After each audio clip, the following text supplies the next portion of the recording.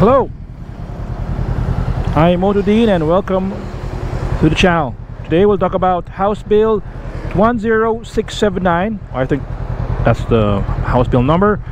The Defensive Driving Act of 2024, or otherwise known as the Anti-Kamote Driving Bill or Law. Join me today as we discuss how good or how bad is that bill, and I'll do it in Taglish for the benefit of my countrymen, and also in English for those who don't know Tagalog. And so please bear with me, pasensya na mga kababayan, Taglish lang tayo sa video na to. Let's go! So here we are at the Mall of Asia complex here in both, well, I'm on the Parañaque side right now. That's the mall, the Parcal. I just figured out, Parañaque, Parcal. Huh. Today I learned. Okay, it's a new construction. That's probably an SNR, I would guess, or a Landers. Looks like. Anyway, so today we'll discuss the Anti-Kamote Driving Law, or the Defensive Driving Act bill.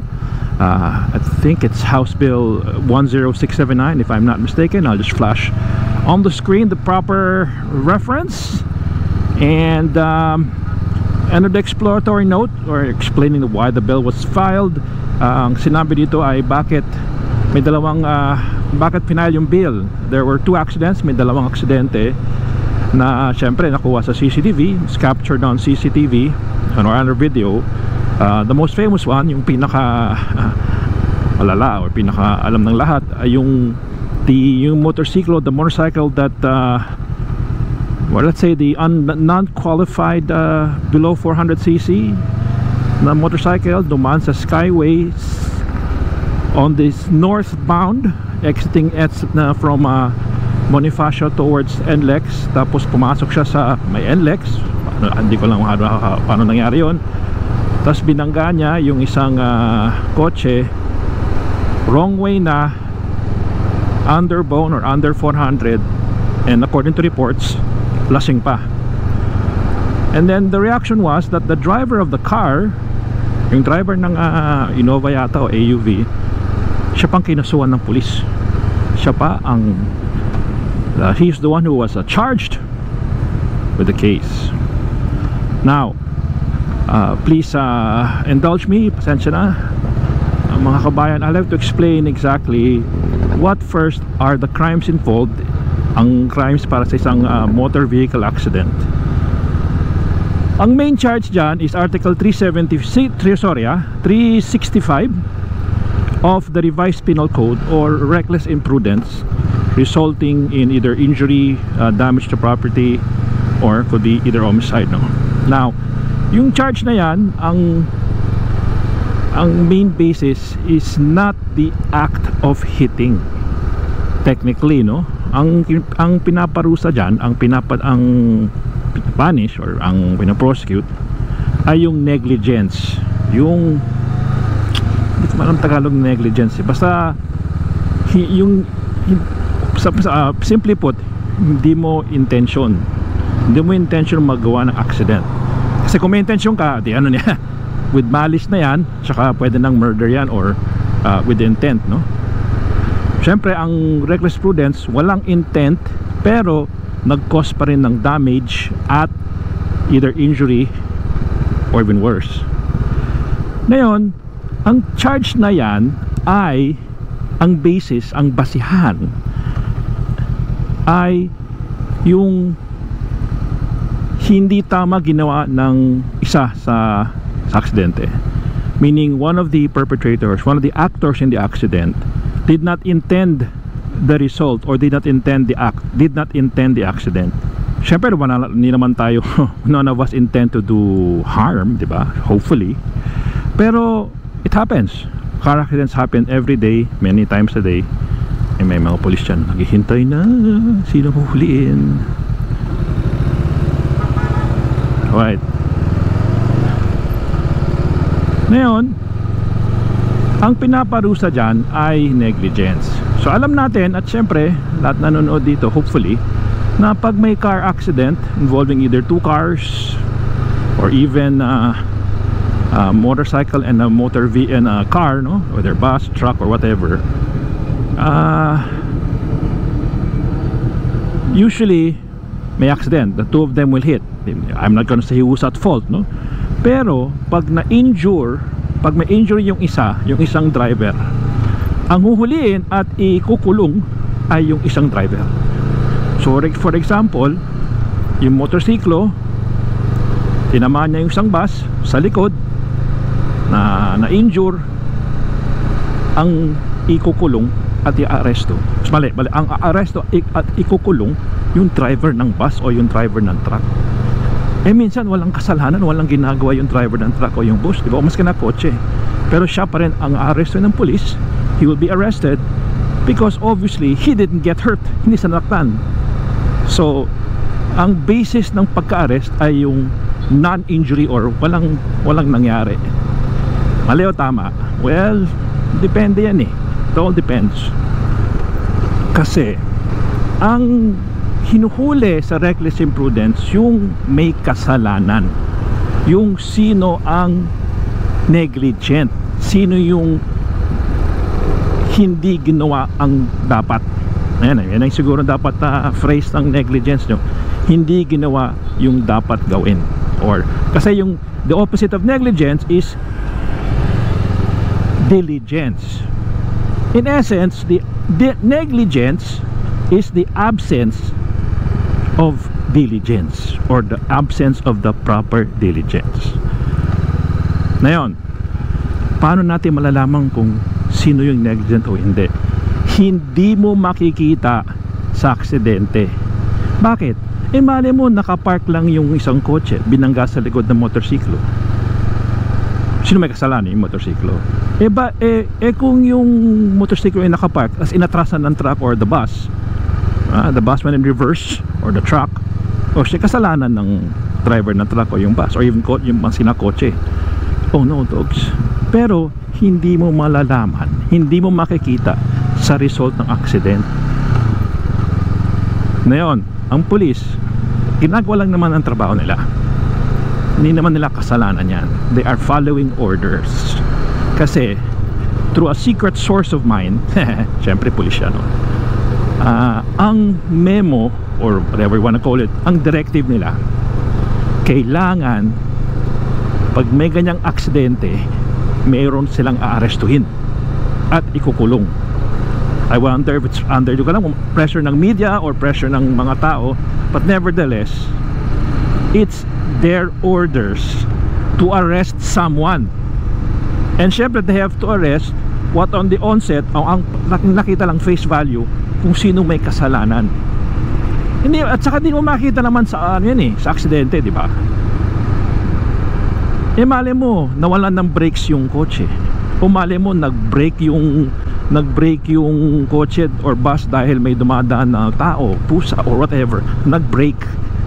So syempre pag tinamaan ka sa likod, ang rules sa traffic laws, the presumption of fault is the one who hits somebody in the back, diba? Kasi ang assumption doon, you did not have enough braking power, braking distance. Pero kung na-injure, syempre madaming videos yan sa internet, nakakita nyo sa YouTube. Ayoko lang i-post, syempre I don't want to show anybody getting hurt. Pero yun nangyayari, arrest nila ang police. Ngayon, that's what's happening, diba? So syempre nagrereklamo mga tao, paano naman yung tamang ginagawa ng driver ng bus, ng truck, ng kotse, silang tinamaan, sila pang arestuhin. Now let's get to the bottom of that. So sinabi ko na ang arestuhin yung negligence, kaya nga that's reckless imprudence, Article 365. Ang pinaparusahan yung negligence ng tao that caused the damage or injury.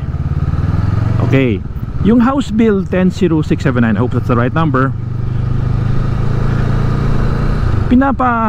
ang nakalagay basically, ito, papost ko lang yung as written, ito yon.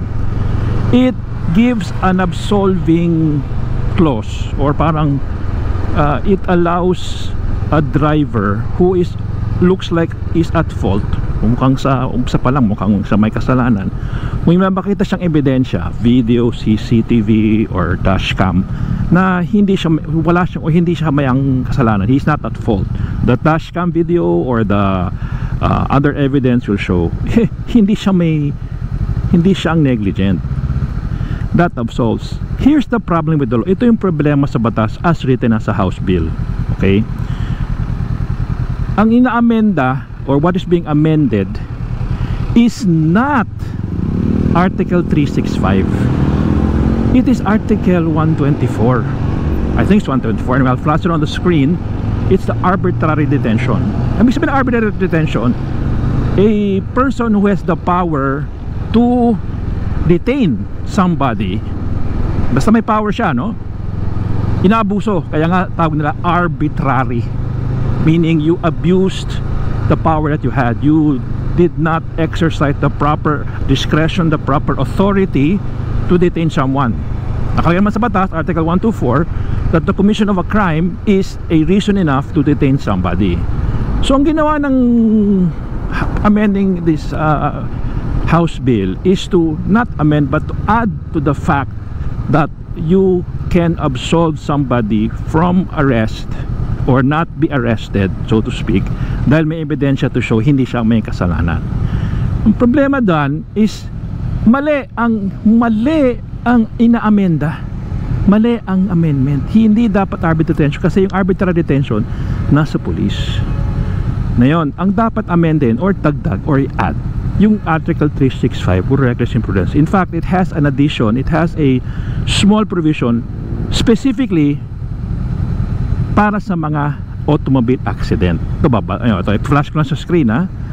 Ibig sabihin ito, hindi ko may memorize, basta pakita ko lang sa iyo. Nakalagay dyan, pag resulta in ang motor vehicle accident tapos may namatay, mas malaki ang parusa. Pero hindi pinapalit ang level of investigation or level of conclusion with regards to negligence. Hindi niya pinapalit. Whereas the House bill now, it changes, it actually absolves not the drivers, it absolves or it targets the police. Ngayon, daming debate dyan, daming mag-argue ano ba ang dapat amendahin o what's supposed to be amended. Traffic talaga, no? There should be an addition to the negligence law, the reckless imprudence law, because it's the level of negligence that is being tested. Either it is purely non-intentional, purely accidental, or enough cause to arrest Article 365, reckless imprudence. Ito ang aking problema, and with due respect to our police, they're doing their job, they're under directives of higher ups. The test of negligence, ang basihan ng negligence ay kulang ng proper diligence, o again sa Tagalog siguro phrase natin, hindi ginawa ang dapat gawin, ang dapat gagawin, you know. Hindi, a police can only arrest without warrant kapag nakita niya ang krimen or may personal knowledge sa krimen. Pag ang police or arresting officer nandun after the accident, hindi niya nakita, therefore walang basihan, walang witness to what happened, diba? Hindi lahat ng aksidente, syempre one is at fault for sure, but you can never tell from the result of the accident. Just because somebody got injured, just because may nasaktan, ibig sabihin kasalanan ng kabila, kasalanan ng iba. Hindi ganoon eh. Kasi kung mag-hire lang ng abogado, expert ang akusado, mali yung isa dahil ganto, o di walang charge, dismissed. But that's the result of a conclusion of law, conclusion ng judge, conclusion ng jurado, not, pasensya na, with due respect, not the conclusion of the police. The police will arrest, doing their job, pag may nakita, uy, may krimen yan, diba? Nakita niya pickpocket, theft, nagnakaw. Pero pag car accident, motor vehicle accident, you cannot judge, you cannot know, you cannot tell. That's why the House bill as written, with good intentions, I have to respect the Congress persons who filed, good intention, but again, wrongly placed.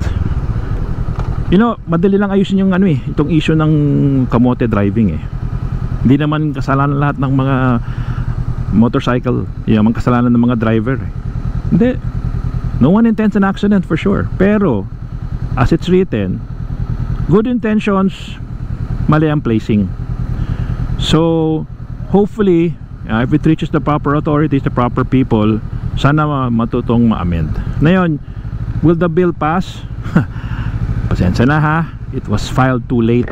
Bakit too late? Third session na, ibig sabihin hanggang too late na. That's a topic for another video. So again, hopefully you've learned something. Sana may nakuha kayo sa video na to. Kung meron man, I really appreciate it. Please, if you could like this video, subscribe if you want to share, if you all will. But most important, please subscribe. I'm trying to make this channel grow, and with your help, we can, no? Hopefully we can make more videos, topics. Siyempre, pasensya na, abogado ako, tsaka, dean, no? Dean ako ng isang law school. Again, ingat kayo, ride safe always, peace, ingat.